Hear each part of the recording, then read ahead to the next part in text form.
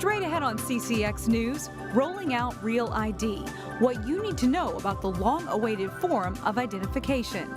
Plus development, and more development in Crystal. We'll show you what's moving in and what's going where. And later, it's treating everybody correctly the way they want to be treated. The New Hope Heating Company that has found a tried and true way to warm up to its customers. CCX News starts right now. Hello everyone and thanks for joining us. Minnesota residents can now receive their Real ID driver's license, but DMVs across the state are urging residents to wait if their current license has yet to expire. Reporter Meredith Hackler breaks down what you need to know about the changes. Don't panic. We don't have to have it until October of 2020. That message has been echoed by both local DMVs, like the facility here in Maple Grove, who say their wait times have been close to normal, which is how state officials would like it to stay. Wait to visit an office, unless you need to change your name, change your address, or renew your current driver's license. This will help you because it will help to reduce the amount of time you spend in line. Your current license will suffice for the time being. In October 2020, it will not be accepted as a form of identification to enter federal facilities or to board domestic flights. With the new changes in place, there will now be 3 options available when you go to renew your license. You have the standard driver's license, which is valid for driving privileges, the real identification driver's license card or compliant card, which is good after October 2020 for domestic flight and access to federal facilities, and the enhanced driver's license, which also acts as a border crossing document for land and sea crossing into the United States and out, such as to Canada or Mexico. The Real ID renewal fee will be the same price as the standard Minnesota driver's license, but to receive an enhanced ID, there will be an additional $15 added to the price. Meredith Hackler, CCX News. Absentee voting for the November election is underway and off to a robust start with more than 7,000 ballots already turned in. In the first week of voting, Plymouth came in second to Minneapolis in the highest number of absentee voters. Minnetonka, Bloomington, and Edina rounded out the top 5. So far, there's been more than 40,000 ballots issued in person or through the mail. A former senior housing complex in Brooklyn Center is getting a second life. Renovations are underway on the Lux, an 11-story, 140-unit apartment complex. The building used to be home to a senior living facility called Earl Brown Terrace, which closed this past June. Local developer Jim Soderberg purchased the property and began work this summer to convert the building into luxury market-rate apartments. About 50 of the 140 units are ready to be leased. City officials say the Lux will cater to a demographic that isn't served in Brooklyn Center's current housing stock. The monthly rent is between $1,000 and $1,400 a month. Some changes are coming soon to the city of Crystal. U-Haul has bought the former Thriftway grocery store along West Broadway, and they plan to turn the building into an indoor mini storage facility. U-Haul has yet to apply for a permit, but this is expected to happen, and the city is excited about it. Yes, obviously the building has been vacant for quite a while since the store left, and so we're really excited about having a new use on the site and for a building to be no longer vacant. Thriftway supermarket closed back in 2011. Meanwhile, across the street, another self-storage unit will be built. Adams French Property Management has bought the site of the old Herzing University building. That property has been vacant for a few months. The developer will demolish the current structure, which has been there almost 50 years. It will be replaced by a 4-story facility. Crystal is also going to see change next to the Cub Foods grocery store. The Chalet Liquor site has been sold to North Clinic. That building will be renovated, refaced, and have a 3,000 square foot addition. MSP Commercial Developers is in charge of this project, and that is expected to begin sometime this month. Still ahead on CCX News, a New Hope company rooted in family and why that family now has something to celebrate. Plus, local runners race against some of the nation's best at a big cross-country meet. That story later in sports. But first, if you can make it through the cold, wet start to the work week, you will be rewarded by 70s and possibly 80 degrees on Wednesday.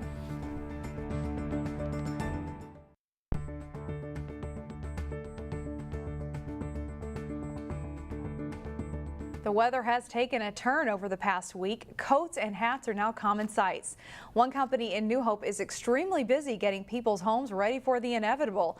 It's also busy celebrating too. Here's producer Corey Bork with this week's Business Matters. Tucked inside an industrial warehouse building in New Hope, there's a focus on a busy season that lies ahead. They're working 14, 15 hours a day sometimes as it gets colder. But we have to do that to service our customers. Employees with Blue Ox Heating and Air have a common mission, and they think it often. Customer is king, that's our motto. Customer is king, but the people who do the work aren't far behind. I like hearing when our staff is laughing, joking, having fun at work. They spend more time here than they do generally with their families, and we try to make it a family environment. A family environment that started generations ago, well, by people from the same family.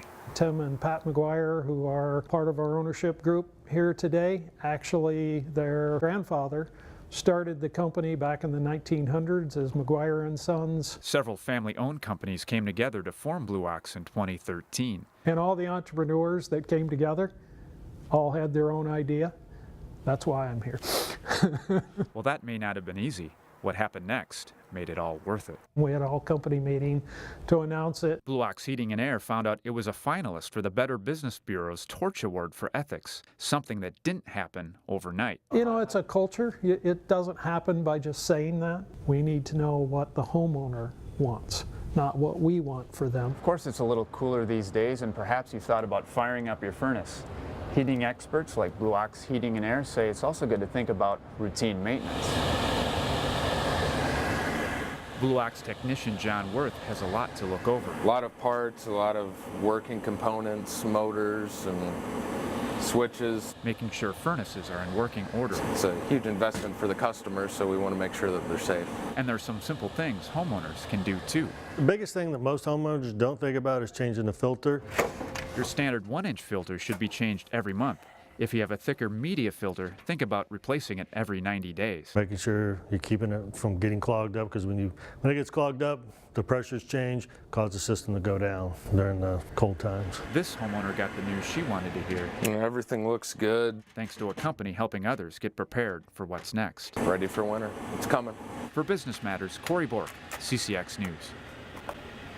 Blue Ox Heating and Air is one of 5 companies competing for the Torch Award for Ethics. Another is Standard Water Control Systems of Crystal. The winners will be announced on October 24th. Plymouth is home to the state's only pump track. We'll explain what that is coming up. But first, Cooper and Armstrong go head-to-head in a high-scoring football battle. John Jacobson has those highlights up next.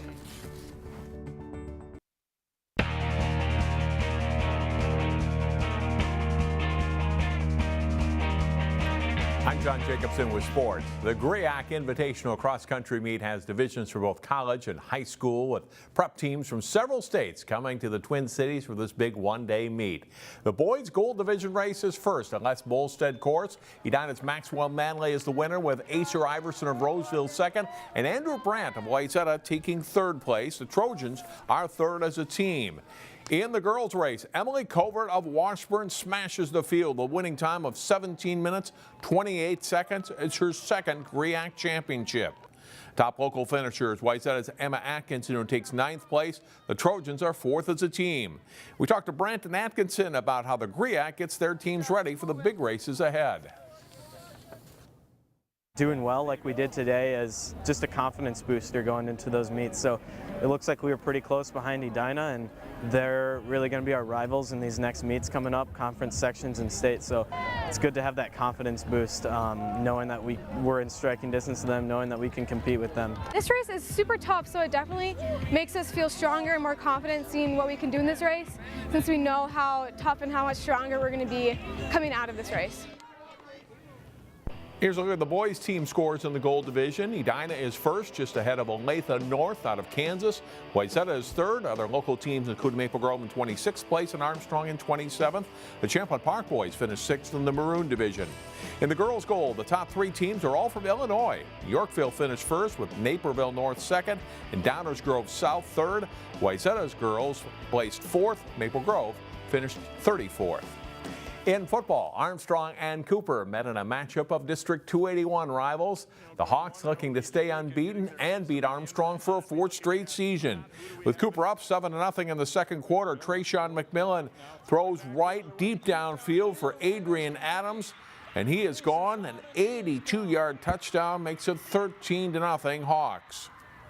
After an Armstrong TD, McMillan starts to roll right and then throws back to Nashir Borden. He gets in for the touchdown to make it 20-6 Cooper. But Armstrong scores in the final minute of the first half. Quarterback Jake Breitbach keeps on the option and just gets the ball over the goal line. The Falcons are within 20-14 at the half. After each team scores a touchdown in the third quarter, the fourth has plenty of action. McMillan to Pedro Musu for a 31-yard touchdown early in the fourth for the Hawks. Armstrong answers as Breitbach finds Ty Bowman wide open for the score with 2:15 to play, and the Falcons are within 35-26. But Borden bursts up the middle and races to the end zone for a 42-yard touchdown. Armstrong does score once more, but it's Cooper moving to 5-0 with a 42-34 win. It's good to beat a rival, especially for the seniors.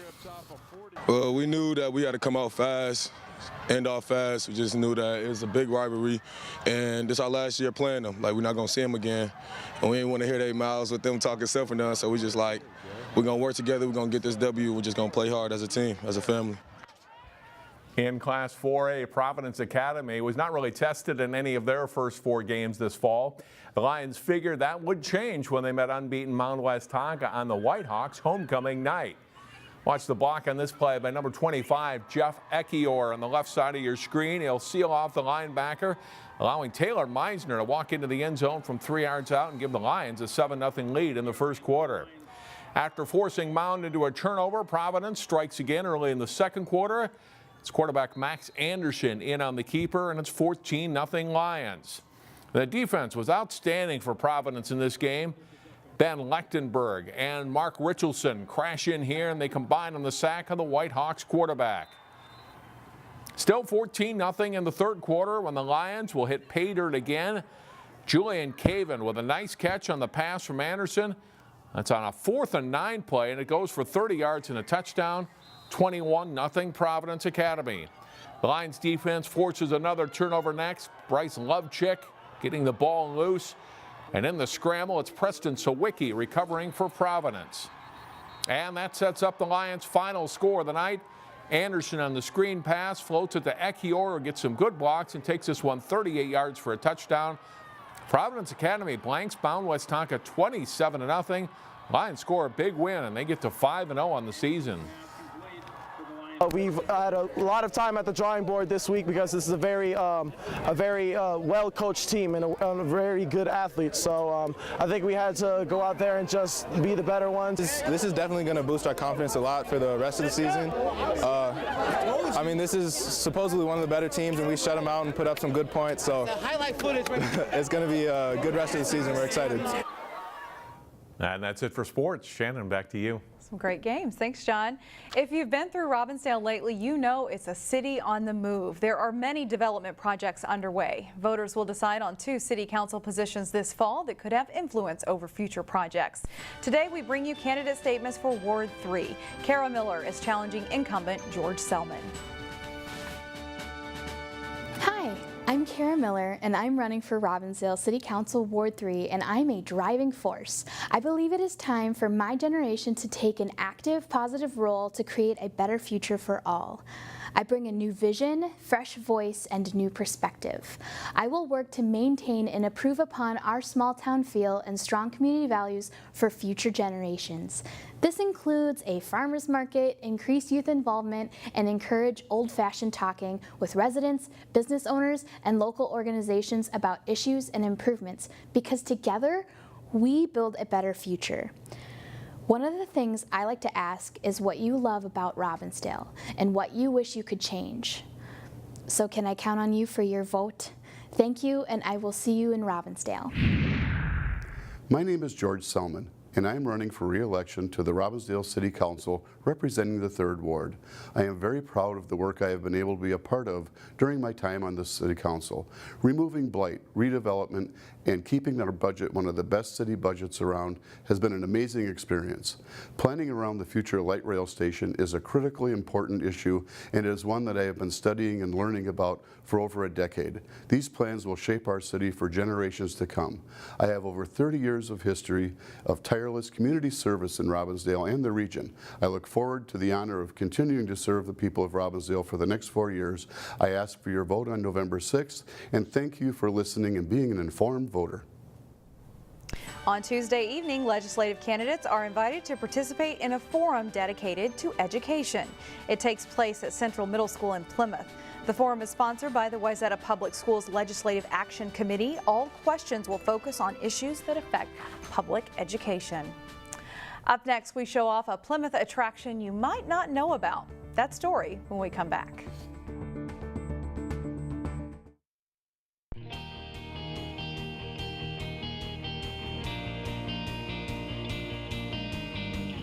And finally, a race against time thanks to a first-of-its-kind course in Plymouth. Here's photojournalist Ben Kroll. It's going to be 3 laps. 3 tries, 3 laps. We've got divisions for skateboards, bikes, scooters. See what kind of times you can get.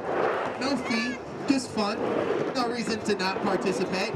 We have the pump track time trials, and we're collaborating with Third Layer Skate Park. Set, go. And we're just having kids at all different age levels. We have 5 different age categories. So kids can come out, try the track. Go, go, go, go! Time! We'll time them as they go around. Everybody gets a participation ribbon. And then we have medals for the top 3 in each age group. I like it because you just go really fast and it's pretty fun. Yeah, it's super fun. Keep going, you got 1 more lap, keep going. They're fun. Second lap at 23 seconds. But they're kind of hard. All right, stay. Oh! Like once you get used to them, they're not super hard, but they take a bit to get used to. 24.7. It's just a different kind of activity for the kids to do besides your normal, football and soccer and that kind of. It's just another kind of activity for the kids to do. And to get people to come out here and use it and try the track. And it just takes a bit to get used to. Looks like fun. That's all the time we have for now. Thanks for joining us. We'll see you right back here on Tuesday starting at 4 o'clock.